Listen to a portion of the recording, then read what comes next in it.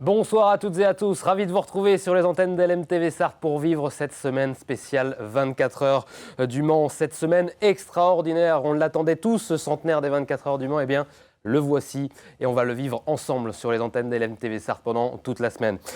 Pour l'occasion, vous l'aurez remarqué, eh bien LMTV met les petits plats dans les grands, dispositif exceptionnel pendant près de 7 jours avec des reportages exclusifs. Vous allez voir de nos reporters sur le terrain. On suivra du plus près possible eh bien, cette course. Cette semaine extraordinaire, la folle semaine du Mans, comme on l'appelle ici en Sarthe, avec tous les événements qui ont lieu à droite, à gauche, pour nous parler eh bien, de ce centenaire. Et c'est parti donc avec LMTV Sarthe qui va commencer cette première soirée. Il y en aura 6 au total pour vous emmener eh bien, jusqu'au grand départ des 24 heures du Mans. Et pour cette première, Bruno Palmé nous a rejoint sur le plateau. Bonsoir Bruno. Bonsoir Antoine. Expert sport automobile, expert des 24 heures du Mans. Vous l'avez suivi depuis plus de 40 ans maintenant. C'est ça, exactement. Et puis vous êtes, et on a le plaisir que vous soyez notre envoyé spécial donc au plus près de cet événement durant toute cette semaine. On a vécu le pesage vendredi et samedi. Et aujourd'hui avait lieu, Bruno, eh bien, la journée de test. C'est un gros moment pour les pilotes, mais aussi pour l'organisation, pour les commissaires, pour les à côté. C'est une journée de rodage, c'est une journée de reprise, puisque on le sait, le circuit des 24 heures n'est ouvert qu'une fois dans l'année, 2 avec le Mans Classique bien évidemment. Et les participants des 24 heures du Mans, comme les autres qui sont invités, n'ont jamais l'occasion. Donc c'est vrai que la journée test permet à tout à chacun, que ce soit pilote ou constructeur, de valider beaucoup de choses. Il y a énormément de travail à faire, de réglages à faire sur la voiture, puisqu'on sait que tout le monde a roulé sur des circuits divers et variés depuis le début du championnat du monde. Mais cette journée qui dure 7-8 heures permet de trouver les bons pneumatiques, de régler la bonne carburation, de régler plein de choses. En plus, les pilotes, parfois, sont nouveaux sur les voitures, avec pour certains rookies, des obligations, puisque chacun doit aussi accomplir un minimum de tours, de 10 tours. Et ce qui a été le cas de Dorian Pain, notamment aujourd'hui, et d'autres pilotes, puisque certains pilotes également manquent à l'appel, puisqu'il y avait des courses un peu partout dans le monde aujourd'hui, entre la Formule I et les IndyCar qui se déroulent ce soir à Détroit. Donc voilà, il y a une quinzaine de pilotes quand même qui n'ont pas participé à cette journée test, mais qui néanmoins ont déjà roulé aux 24 heures du Mans. On l'attendait, ce centenaire, au cœur de ce centenaire justement. Ça faisait plusieurs mois, plusieurs semaines qu'on en parlait. Et là, ça y est, les Sartois ont enfin entendu pour la première fois eh bien, les moteurs ronronner tout aux alentours du circuit. C'est vrai qu'on l'entend de loin. Ça y est, on est rentré dans le vif du sujet. Oui, depuis ce matin, d'ailleurs, dans le centre-ville du Mans, on pouvait apercevoir le vrombissement au lointain des moteurs. Et en plus, cette année, avec l'introduction des nouvelles voitures hypercar, à l'image des Cadillac, il y a aussi des nouvelles sonorités, comme le moteur Cadillac, qui est un V8 très sonore. Et donc, c'est vrai qu'il se distingue des V6 des autres voitures. Et c'est vrai que tout le monde attendait. Je dois dire qu'il y avait beaucoup de monde aujourd'hui lors de cette journée test. Ouais. Et en plus, il faisait un super soleil. Donc, c'est vrai que ça a été une super journée pour tout le monde. Quand je dis que vous êtes au plus près de l'événement, je ne mens pas, parce que vous étiez à cette journée de test. Vous voyez justement les images à l'écran, alors que les séances viennent tout juste de se terminer. C'est vous dire si nous ne sommes pas au plein cœur de cet événement avec LMTV Sarthe tout au long de la semaine. Justement, vous y étiez, Bruno. Qu'est-ce que vous retenez de cette journée test aujourd'hui ?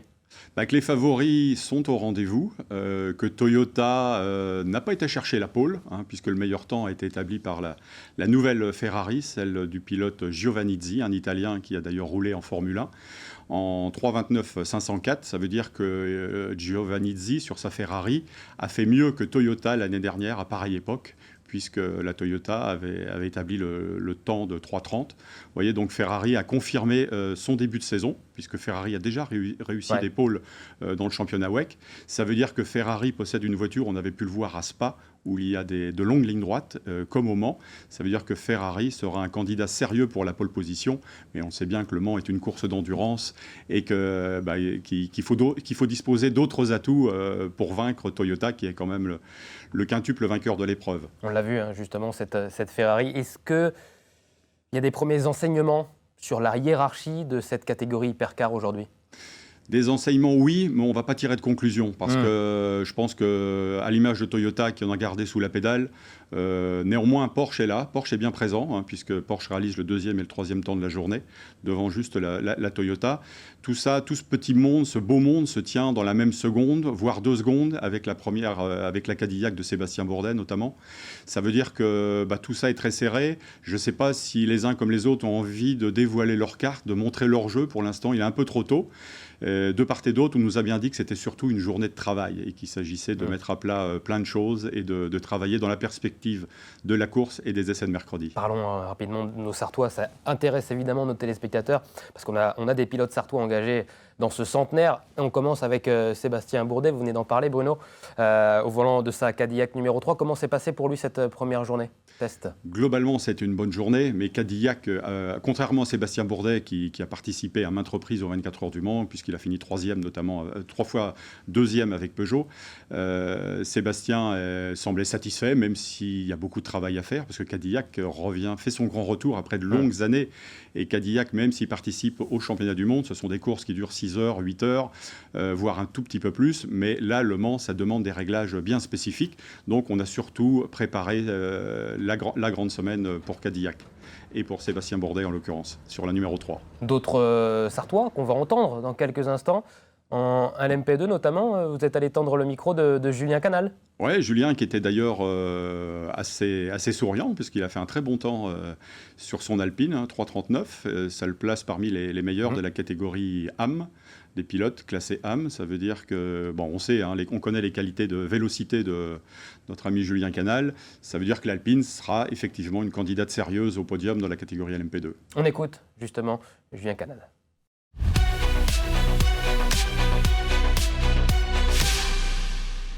En direct dans le stand Alpine où se succèdent les relais avec les pilotes des voitures numéro 35 et 36. Justement, on a la chance d'accueillir avec nous Julien Canal qui vient de terminer son relais. Alors Julien, comment s'est passée cette journée test? Écoute, plutôt bien. Voilà, c'est toujours un peu d'appréhension pour savoir si la mécanique va bien, si toute l'équipe a bien remonté les voitures à neuf. Et ça a été le cas, pas de soucis majeurs. Voilà, la piste toujours un peu verte, comme on dit dans le milieu, c'est-à-dire Le Mans, c'est 3 voire 4 pistes en une. Une partie routière pour les voitures de tous les jours où il y a beaucoup d'huile, beaucoup de poussière. Une partie qui n'est jamais empruntée, ce qu'on dit un peu verte, comme une espèce de mousse. On a eu la chance d'avoir la série Ligier ce matin qui a un peu nettoyé la piste, donc ça nous a permis de gagner un peu de temps. Elle est toujours un peu glissante, donc il faut faire très attention, ça peut être piégeux. C'est un peu, la voiture est très réactive, des fois elle décroche un peu du train arrière, mais ça c'est pareil pour tout le monde, donc c'est une journée très importante pour emmagasiner de l'expérience, mais il faut faire quand même un petit peu attention, essayer de se mettre juste en dessous de la limite des 100%. D'un point de vue personnel, j'ai vu que tu avais fait une 39 et des brouettes. J'imagine que tu es satisfait forcément de ce chrono, quoi. Écoute, c'est pas mal, une 39,4. J'ai un petit peu trop mis de vitesse d'entrée dans la première partie du circuit, d'un lope et un petit peu trop à l'entrée des chicanes.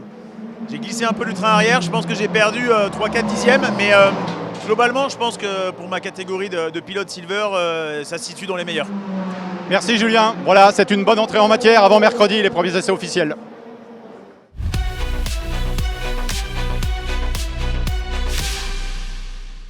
Voilà pour cette première interview au plus près de la piste, au plus près des pilotes avec Julien Canal, donc à votre micro Bruno. Et vous avez interviewé un autre pilote sartois, puisque Maxime Robin était à votre micro il y a quelques instants également. Lui court pour l'équipage Aston Martin, court sur cette voiture Aston Martin numéro 72. Justement, on l'écoute après. Pour lui, cette première journée de rodage, de vrais tests pour lui et son équipe.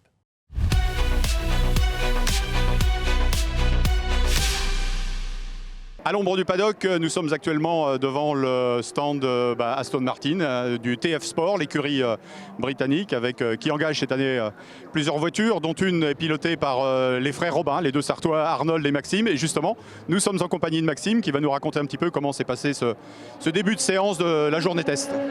Ça s'est bien passé. On avait déjà pour premier objectif de valider les 10 tours de Valentin. Il n'avait jamais fait Le Mans, donc il avait des tours obligatoires à valider pour valider sa participation la semaine prochaine. Et après, on a eu nos premiers roulages avec Arnold et moi. Et le but, c'est de reprendre en main le circuit. Il est tellement atypique que voilà, faut s'y faire. Les vitesses, le fait qu'il y ait beaucoup d'hypercars, de P2. Et voilà, maintenant on a fait une bonne journée, donc on est content. C'est une voiture que vous connaissez bien évidemment. Comment elle s'est comportée sur le circuit depuis le début ce matin, en sachant que la piste devait être un petit peu sale? Il a fallu aussi attendre un peu avant de commencer à pouvoir éventuellement faire des performances. Ouais, c'est ça, la piste a beaucoup changé. On a commencé à être très glissante, avec beaucoup de sable dessus, beaucoup de poussière. Et petit à petit, le grip est venu. Donc au début, ce matin, on ne s'est pas beaucoup concentré sur le setup de la voiture parce qu'on savait que la piste allait évoluer. Elle va encore beaucoup évoluer jusqu'à mercredi et jeudi. Donc là, c'est plus du feeling, de la trajectoire et du driving derrière. Super Maxime, merci beaucoup pour ces précisions. Et puis on se retrouve dans quelques jours pour les débuts des essais officiels. À tout à l'heure pour de nouvelles rencontres sur le circuit du Mans.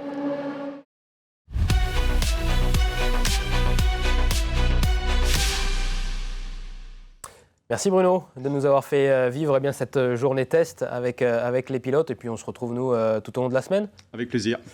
Dans un instant, un long format magnifique. Et on continue cette soirée spéciale centenaire des 24 heures du Mans avec ce long format où on vous embarque justement en 1906 dans le rétro.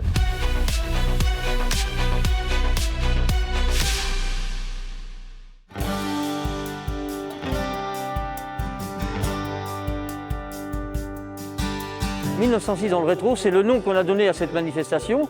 Pourquoi? Parce qu'on parle du Grand Prix 1906 qui était en fait la genèse, l'ancêtre des 24 heures du Mans. Le Grand Prix se passait à Saint-Marc-la-Brière, mais pas que, puisque le tracé du circuit faisait 103 km.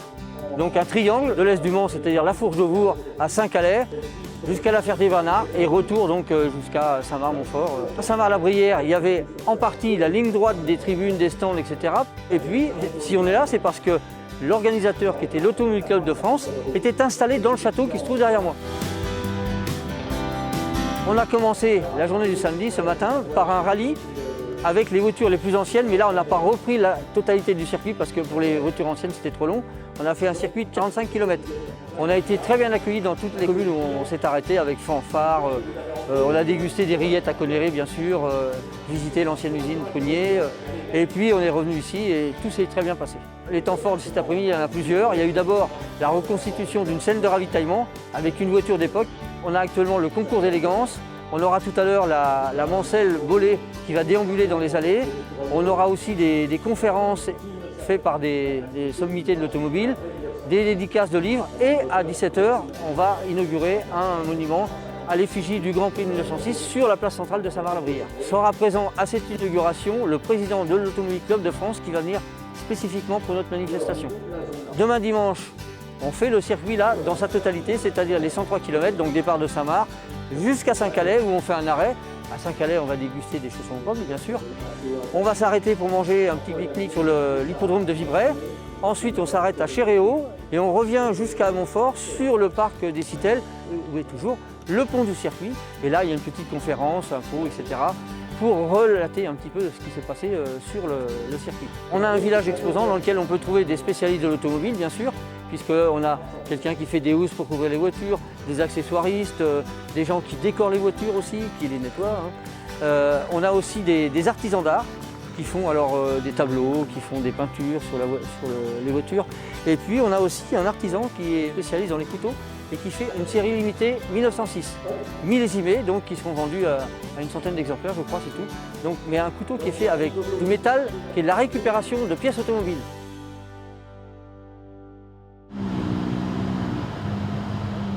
Saint-Marc-la-Brière rend hommage au tout premier Grand Prix de France, celui de 1906. Et pour l'occasion, des voitures anciennes d'avant-guerre sillonnent une partie de l'ancien tracé sartois. La route se passe bien avec ce genre de véhicule, on roule à 40, 50 à l'heure. Quand il y a une côte, généralement c'est qu'il y a une descente avant. Le tout c'est de s'élancer dans la descente et ça permet de franchir la côte d'une manière assez aisée, sans aucun problème. Une vingtaine de modèles sont inscrits au rallye du samedi. Et parmi eux, cette antiquité signée Léon Bollé. Là, c'est donc la première voiturette à pétrole inventée par Léon Bollé. Elle est de 1896. Vous avez une transmission par courroie, une boîte à 3 vitesses, un moteur qui représente une puissance de 3 chevaux, avec un culbuteur déjà pour l'époque, et une soupape d'ignition automatique. C'est extraordinaire de voir un véhicule aussi perfectionné pour l'époque. Je vous dis, il y a déjà une boîte 3 vitesses, il y a des pivots de roues, il y a un système déjà d'embrayage, frein, enfin voilà, tout était là. Bon, vous l'avez compris, ici, on ne croise que des passionnés, collectionneurs ou non. Le week-end est inscrit à l'agenda de tous les amateurs de voitures de collection. Elles sont magnifiques, vraiment, elles sont trop belles, hein. Moi j'adore, surtout là, la Cobra, là, juste derrière, là, super. C'est super intéressant et puis de voir la fabrication de la voiture. Il n'y a pas de plastique, il n'y a pas de fibre de verre, c'est que de la ferraille ou quoi que ce soit. Donc ouais, 100 ans après, les voitures roulent encore. Quand on dit que les voitures d'aujourd'hui, dans 100 ans, je ne suis pas sûr que ça marcherait comme ça. L'événement aura permis de se replonger dans la grande histoire de l'automobile. Et centenaire oblige, plein d'autres vont suivre. Bonjour, je m'appelle Jérémy. Bonjour, je m'appelle Mathis. Bonjour, je m'appelle Stéphane. Bonjour, je m'appelle Zlatine. Je suis professeur au lycée Le Mans Sud et ici vous avez en présence 3 élèves ici des formations mécaniciens automobiles que nous formons au lycée Sud. Donc là ils sont en première et ils sont venus participer à ce ravitaillement d'époque de 1906. On a vraiment préparé un petit peu au dernier moment, mais il faut dire qu'à l'époque en réalité c'était que le mécanicien qui était à bord avec le pilote qui avait le droit d'intervenir sur la voiture et puis éventuellement avec sur des ravitaillements comme ceci, on peut avoir des aides en fonction déjà des règlements. Les voitures comparées à maintenant ont beaucoup moins de technologie, etc. Et du coup, c'est pas du tout la même chose. Par exemple, nous maintenant, aujourd'hui, on utilise des manomètres pour gonfler les pneus, alors qu'à l'époque, ils étaient à la pompe, alors qu'ils mettaient beaucoup plus de barres dans les pneus. C'est sûr que gonfler un pneu à la pompe, c'est plus physique que maintenant. On a juste à appuyer comme ça et à regarder comment on a la pression. Là, la pression, on l'a fait un petit peu au feeling. Donc c'est sûr que c'est très différent de ce qu'on a maintenant. Avant, en fait, pour changer une pneu, elle prend 15 minutes ou 20 minutes. Mais maintenant, on ne prend pas ce temps comme ça. Quand elle crève sur la route et elle fait la course, il est trop tard pour lui. J'adore la Formule 1 et vraiment, c'est mon objectif final. C'est de faire plusieurs années dans la Formule 1 et après, c'est un objectif, c'est un rêve. Dans les mécaniciens de compétition qu'on a formés, on a plusieurs qui ont fait de la Formule 1.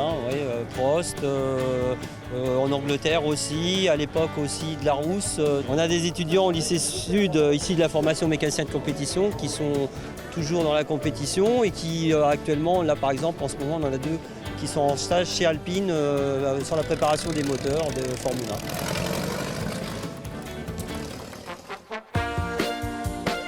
La FFVE, Fédération française des véhicules d'époque, a été créée en 1967. Le musée des 24 heures du Mans est membre fondateur avec le numéro 3. Aujourd'hui, on a à peu près 1500 membres. On a un bon millier de clubs en France d'amateurs de voitures, de motos, de camions, des clubs régionaux ou des clubs de marque. Et nous avons 450 adhérents qui sont des professionnels de la voiture ancienne. Et on a ouvert aux particuliers, les amis de la FFVE. On a lancé il y a 4 ans un programme de rénovation du retour des concours d'élégance à la française qui existait depuis après la Première Guerre mondiale dans les stations balnéaires, les villes d'eau, les endroits où il y avait un petit peu de luxe et de douceur de vivre, où on présentait des très belles voitures très haut de gamme avec des gens en tenue, avec des robes, des grands couturiers qui prêtaient des tenues aux dames. Il y avait tout un code sur le concours d'élégance qu'on a essayé de faire respecter, c'est-à-dire que le conducteur ou la conductrice, beaucoup plus rare à l'époque, descend, passe derrière la voiture et pas devant, ouvre la porte au passager et à la passagère et ils présentent tous les deux un costume, une tenue qui est en rapport en général dans les nuances, dans les tons avec le style de la voiture, sportif ou pas sportif, golf ou soirée. On peut avoir un animal de compagnie, souvent le petit chien il a un nœud dans les cheveux ou un collier de la couleur de la carrosserie et de la ceinture de la dame ou des chaussures et du chapeau du monsieur si c'est rouge foncé, voilà. Celui de cette année n'était pas homologué officiel FFVE, c'était une tentative pour démarrer, pour rénover quelque chose, ça s'est fait une fois mais c'était quand même un moment sympathique.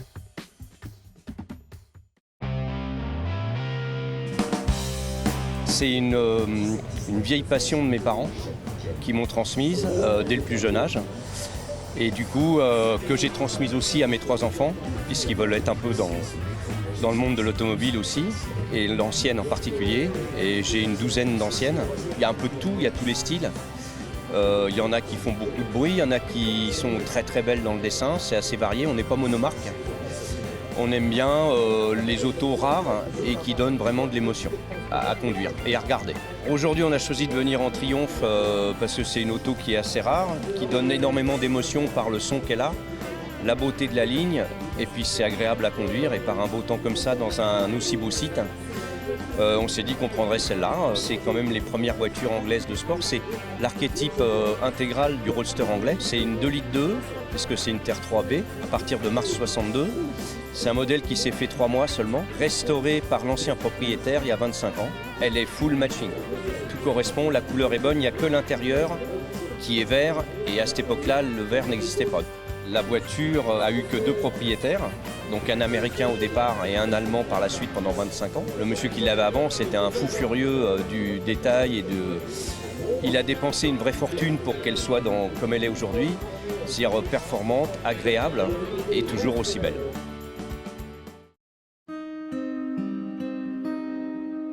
J'étais un vendeur à la librairie Vadé où on vendait des bouquins sur des courses automobiles. J'avais un badge où j'allais n'importe où. Et je me suis trouvé à cet endroit-là où j'ai été épargné. Je suis un des derniers témoins rescapés, mais je ne peux pas dire témoin. Parce que ce qui s'est passé, ça s'est passé dans une fraction de seconde. On est témoin du résultat de tous les morts qui étaient là. Et c'est là qu'il y a eu plus de blessés par l'explosion de la voiture. Et c'est là que je me suis porté volontaire pour secourir les blessés, c'est tout. C'est peut-être mon manque de grandeur qui m'a épargné, parce que la plupart ont été décapités. 1,50 m, et j'ai 92 ans aujourd'hui. Les minutes ont été longues avant que les secours arrivent. Là, cet homme que j'ai avec un bouquet où je porte un brancard, cet homme qui est là, il a une jambe coupée. On lui a fait un garrot avec les moyens de fortune. Et un deuxième qu'on a également sauvé la vie, sinon c'est tous morts à bout de ça. Quelques mois avant que je me marie, j'étais chez mes parents à Lombron et j'en ai jamais reparlé depuis.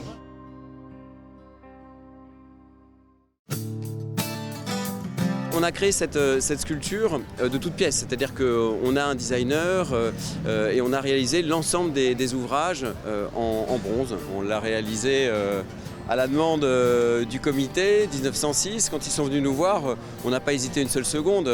Voilà, l'idée était de marquer le territoire, l'histoire. Et comme on est en plus une fonderie d'art, on travaille le bronze, les sculptures un peu partout, c'était évident pour nous de pouvoir ancrer notre savoir-faire au plus proche de notre activité. Et ça part tout de suite d'une volonté, d'une sculpture monumentale qui va être pérenne. Donc il faut travailler sur le long cours, il faut savoir travailler sur du grand, de l'étonnant et puis raconter une histoire. On y trouve d'abord une belle piste, une belle courbe parée de damiers, puisque voilà, ça fait partie du rallye, de la course. Et puis on est venu y poser dessus l'emblème du rallye de 1906 qui est la gagnante, la Renault AK. On a disséminé des œuvres partout dans le monde, beaucoup en France et partout dans le monde, et venir s'ancrer dans le local ici, pour nous c'est chargé d'émotions. Pourquoi être mécène d'une opération comme celle-ci? D'abord parce que Saint-Marc-la-Brière est la commune dans laquelle l'entreprise Papeterie Le Bourret est implantée. Nous sommes le plus gros employeur de la ville et on représente depuis 1844 la ville partout dans le monde. Donc il me semblait important d'être acteur sur ce type d'opération. Et puis plutôt mécène que sponsor parce que j'avais envie qu'une trace reste. Donc ça passe par cette magnifique sculpture que l'on va découvrir et qui restera pour de longues années. J'ai pas hésité un seul instant. Je pense que c'est important que nous soyons présents, et ne serait-ce qu'en termes de communication interne auprès de mes collaborateurs. Mais je pouvais avoir un peu d'appréhension au départ en me disant que c'est quelque chose d'extra professionnel. Les gens connaissent ma passion pour la voiture en plus. Donc non, les gens sont assez fiers et je pense qu'ils le seront encore plus quand ils auront vu la réalisation.